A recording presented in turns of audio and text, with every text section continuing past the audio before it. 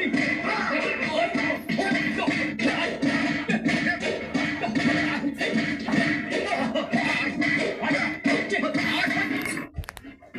bulwagan ng pagsasanay niya ay ukol lamang sa mga bongga.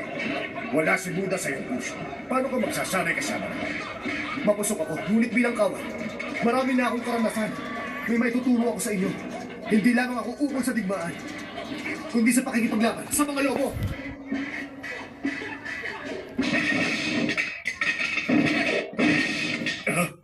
Yang nak! Maestro, kapag nakikipaglaban sa lobo, kailangan putulin ang mga paa nila.